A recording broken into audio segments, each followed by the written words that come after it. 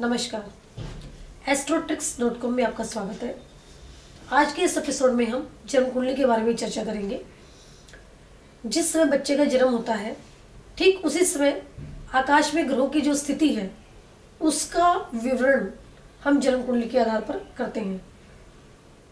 जन्म कुंडली में 12 ग्रहों का आकलन किया जाता है। 12 राशियां, 12 ग्रहों में 12 राशियां जाती हैं, 9 ग्रह और 27 नक्षत्र। चंद्रमा जिस नक्षत्र में जन्म के समय स्थित होता है उस नक्षत्र के स्वामी के आधार पर महादशा क्रम चलता है। अब इसमें काफी सारे मतभेद हैं कि जो ज्योतिष है वो क्या है, कला है कि विज्ञान है।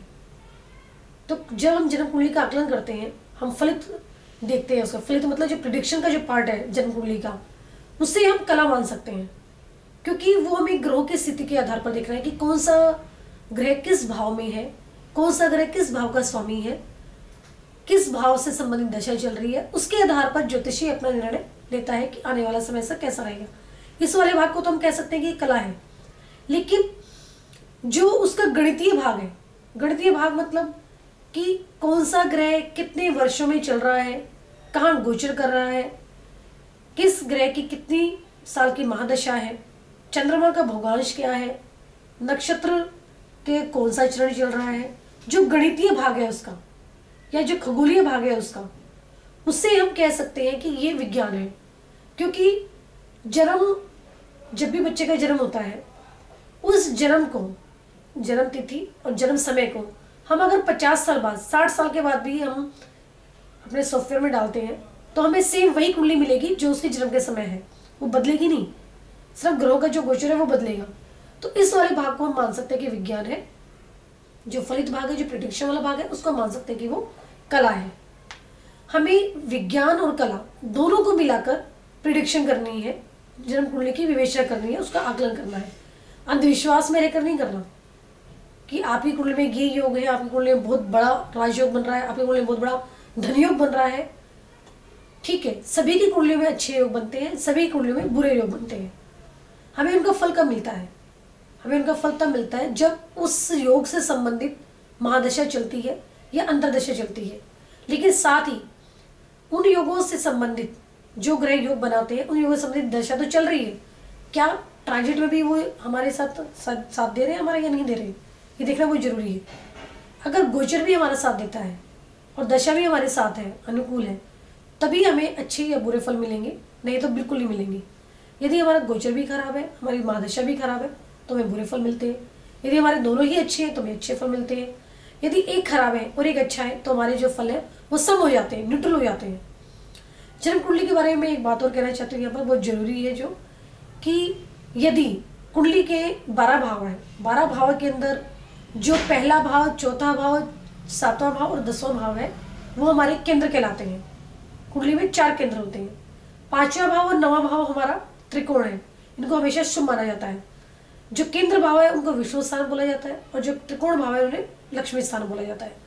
जब त्रिकोण स्थान का और लक्ष्मी स्थान का केंद्र स्थान और विष्णु स्थान से संबंध बनता है, मतलब विष्णु स्थान और लक्ष्मी स्थान का आपस में जब संबंध बनता है तो ये राजयोग कहलाता है। अधिकतर कुंडलियों में राजयोग बनता है, लेकिन वो उसका जो लेवल है, उसका जो स्टैंडर्ड है राजयोग का, वो कैसा है। अगर वो अच्छे भाव में बनता है तो अच्छे फल देगा, यदि वो बुरे भाव में फल बनता है तो आपको बुरे फल तो खैर वो नहीं देगा, लेकिन आपको अच्छे फल भी नहीं देगा उसकी, क्योंकि उसकी जो क्वालिटी है वो थोड़ा सा कम हो गई है। कुंडली का जो 3रा भाव है, 6वां भाव है, 8वां भाव है, 12वां भाव है, इसको हम थोड़ा सा बुरा मानते हैं। 2रा भाव और 11वां भाव ये ठीक है, सम है, इसको हम ये नहीं कहते कि बहुत अच्छा है कि बहुत खराब है। जो बहुत बुरा भाव है वो अष्टम भाव है, उसे हम टोटली गड्ढा मानते हैं कि ये हमारे जीवन का गड्ढा है, कलंक है, कष्ट देने वाला है। किसी भी भाव का संबंध यदि अष्टम भाव से बन जाता है तो उस भाव से संबंधित परेशानियां व्यक्ति को जीवन में जरूर आती है। जैसे लगन का संबंध अष्टम से बन गया तो शरीर से संबंधित परेशानियां आएंगी। यदि धन स्थान का संबंध अष्टम से बन गया तो धन प्राप्ति में हमें अचानक उतार चढ़ाव देखने को मिल सकते हैं। यदि हमारे व्यवसाय भाव का संबंध बन जाता है अष्टम से तो व्यवसाय से संबंधित परेशानियों का सामना हमें करना पड़ सकता है। यदि हमारे 9वें भाव का, जो हमारा भाग्य भाव भी है, उसका संबंध अष्टम से बनता है तो हम भाग्य से संबंधित हमें कई प्रकार की बाधाओं का सामना करना पड़ सकता है। कहने का तात्पर्य ये है कि जिस भी भाव का संबंध अष्टम से बनता है उस भाव से संबंधित हमें परेशानियों का सामना करना पड़ सकता है। दूसरी बात ये कि कोई भी भाव अच्छा या बुरा नहीं है, सारे ही भाव अच्छे हैं और सारे ही भाव बुरे हैं। और जिस भाव का स्वामी अपने भाव को देखता है या अपने भाव में स्थित है वो भाव बली हो जाता है कुंडली का, और उसकी दशा अंतरदशा में अच्छे फल मिलते हैं। यदि कुंडली के अच्छे भाव के स्वामी जिंदगी में जल्दी आ जाते हैं, मतलब उनकी दशा जल्दी आ जाती है, तो व्यक्ति का जो जीवन है वो थोड़ा सा सफलता की ओर बढ़ता है। यदि बुरे भाव का संबंध बनता है दशा में तो हमें थोड़ी सी बाधाएं या रुकावटें आती हैं। इस एपिसोड को हम यहीं पे समाप्त करते हैं, क्योंकि ये बहुत बड़ा एपिसोड है। मैं अगर बोलना चाहूँ तो बहुत कुछ बोल सकती हूँ, लेकिन आज हम थोड़ी सी चर्चा करेंगे। आगे आने वाले एपिसोड में हम इसके बारे में विस्तार से चर्चा करेंगे।